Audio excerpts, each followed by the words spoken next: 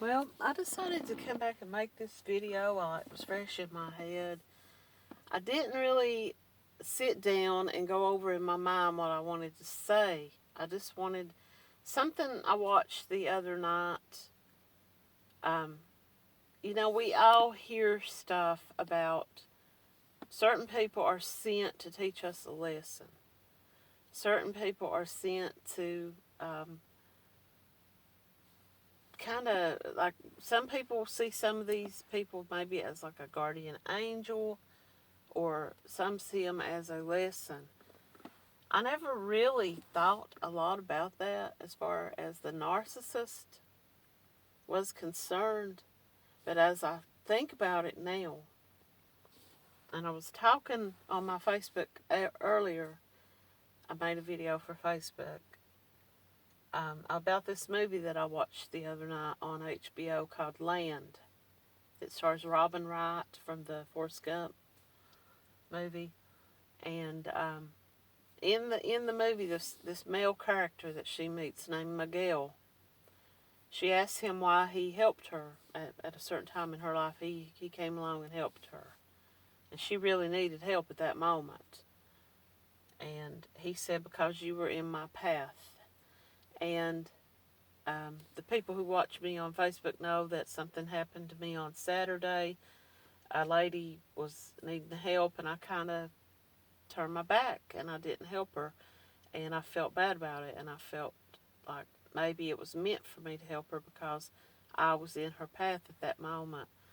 And I feel bad now, and we can't go back in time and change things, because if we could, every single person who's ever encountered a narcissist would have changed what they did that morning. They would have. I think one of the videos that I made, it might have been the very first video in my YouTube channel, and I remember saying, I wish I had never woken up that morning, and the morning that he crossed my path, or he intentionally put himself into my path.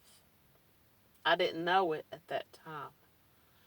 But that brings me to what I wanted to talk about today. I know there are people out there who believe in spirits. There are people out there who believe in um, guardian angels. There are people out there who believe that sometimes there are things that we can't explain. I want to share a little story here, real quick. This happened many years ago. I couldn't even begin to tell you how many. If I had to guess, I would say 15 or more. A little girl. I can't remember her age, but I'm going to guess she was somewhere in the age range of 5 or 6. She was outside playing in her yard, and I think her family was there at home, and I think that maybe they were getting ready to do like an outdoor cookout or something, and the children were out playing in the yard, and this little girl had gone off by herself, and she comes back into the house. Now, this is the story that the people told later, and this was told to me not long after that. There's somebody pulling in here. They probably look at me like I'm a nut job for sitting here talking. Anyway, I'm going to keep talking regardless. Somebody's sitting over there from me. But I think maybe he's picking somebody up. But it ain't me. But anyway, this little girl had gone off in the yard by herself playing, and she comes back in and she tells her mother or her dad, I can't remember who it was, maybe grandma, that there was a man outside, and that he was trying to get her to go with him, and that he was saying to her, come over here, come over and talk to me. Well, everybody in the family goes running outdoors thinking that there's a pervert or a crazy person hanging around trying to pick up the child, And they can't see anybody. So they think, well, whoever it was has disappeared, run out into the woods or something. So they start talking to the little girl, and they ask her, who was this man? Have you seen him before? And she says that he was a man, that he had a beard, and that he was saying to her, I can't remember her name, but it was a name similar to like, I can't remember the name. I know it was like, well, I don't want to say what I think it might have been, but anyway, she just said that he kept saying her name over and over again. So because this led the parents and everyone to think, well, it had to be somebody she knew, and they were going to call the cops and stuff. And she just said he just kept saying, "Come over here to me, come over here to me, come with me, come with me," and he kept saying her name. Well, of course, the parents got scared and everything, and they told her, they said, don't go back out into the backyard. Stay out front with everybody else. So the adult men in the family, I'm going to pull out here. I've got to run to the store anyway, so I'll drive and talk. They were all out looking, thinking there's some guy out there trying to pick up the kids. Well, not long into the day, and it keeps telling me I've got a low tire. I have to get that looked at. Not long later, a car runs out of control, runs into this family's yard, and plows over this little girl and another little girl, and it kills that little girl. The little girl that I had been talking about. She gets killed by this car. And it happened within 10 minutes or so, 20 minutes maybe, after she had said this. So now a lot of people thought, could that have been some kind of guardian angel? Coming to try to save her, coming to try to prevent her from being in that location when this car struck. Or could it have been her destiny to die that day, and this entity, or if they existed, was there to take her out into the woods, or maybe she would have died. I don't know. A lot of people believe that it was just a figment of her imagination as a child, but a lot of people believe that she met with a angel that day or something, and I don't know one way or the other.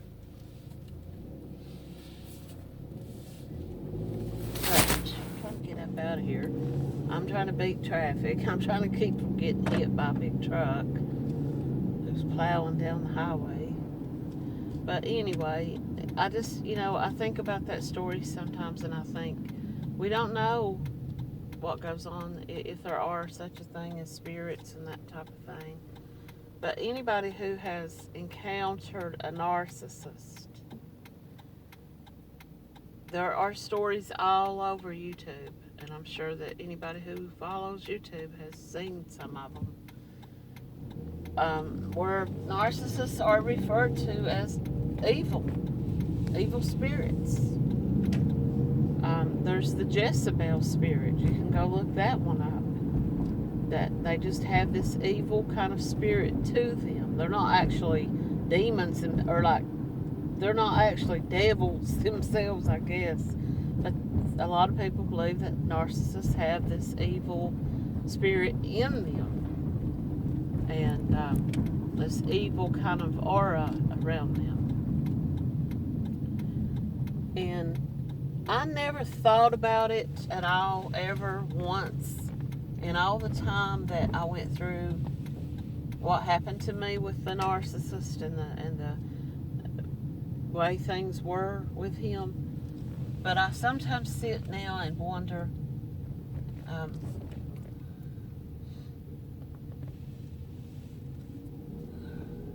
was he sent to teach me something?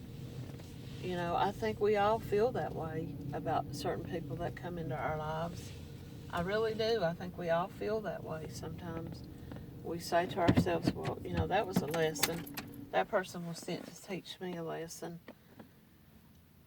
could it be possible that he was sent to teach me a lesson? When we become involved with these narcissists, we think at that moment that they are there to teach us, that they are our, we think of them as our not guardian angels, but like our soulmate. Like they were the perfect person, they were sent just at the right time. It was what we needed, it was what we were looking for in our lives. We think it was some kind of divine intervention that these people show up when they do. The truth of the matter is, they're nothing like that. You begin to figure it out. Hopefully, anybody who does encounter a narcissist will eventually figure it out. And not too much damage will be done by the time that you do. But honestly, I think I might be pulled up too far. I'm going to back up just a little bit. Let's see. The lines on the parking lot. But I'm going to back up just a tad here. I think I might be double parked. I don't know. Anyway, part of me now, when I think about that situation that I went through with him, I wonder if that wasn't a teaching lesson for me, a teaching moment, or a teaching however long it lasted, and not in a positive way. Of course, nothing that happens with a narcissist is positive. Some people will say, well, if I hadn't met him or her, I wouldn't have my kids right now, and I can't say that I would have changed things. I believe, and I know a lot of people might look at this and say how silly I sound saying this, but I believe the narcissist was a lesson for me to show me what I had. Because I went through this period, and I talked about this, in the last video that I posted on here a few days ago, Saturday, I believe it was. I talked about what I was dealing with, my own personal life, with my thoughts about what I wanted out of life. And then the narcissist shows up, and I think, this is exactly what I've always wanted. It's kind of like that show, It's a Wonderful Life, where he's like saying, I wish I'd never been born. I wish I wasn't going through all these problems right now. And then he sees a different side to life. He sees how bad everything was for everybody else because he wasn't born. And it was something like that. I didn't realize it at the time. And it wasn't until years later that now, when I think about it, I think that. But I believe the narcissist came into my life to show me what is good and what is not good for me. And he was not good for me at all. What I had, a friend of mine was talking, I've talked about this before, and people that know me in my own personal life know this about me, that I am a big Jason Aldean fan. When I was talking to a friend of mine one day, and I was talking about this, that I'm a fan of his, and she said, well, I was a fan of his until he wrote that one song, Got What I Got. And I thought, well, what's wrong with that song? She said, well, go listen to that song. It's like him describing that he's not sad or that he's not regretful that he left behind his wife and older kids for the new woman in his life and had children with her. And he would say, and some people in his life would say, well, that marriage had already come to an end when they got together, so it wasn't like he dumped his wife. But then again, he was caught with this woman, kissing and stuff with her while he was still married.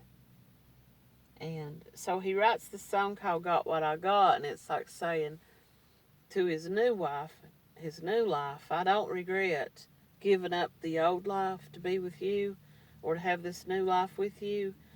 I don't regret all the stuff from that I'm now married with kids or whatever. I look at that song, I listen to that song, and I think, thank God today I have got what I've got and not what I had.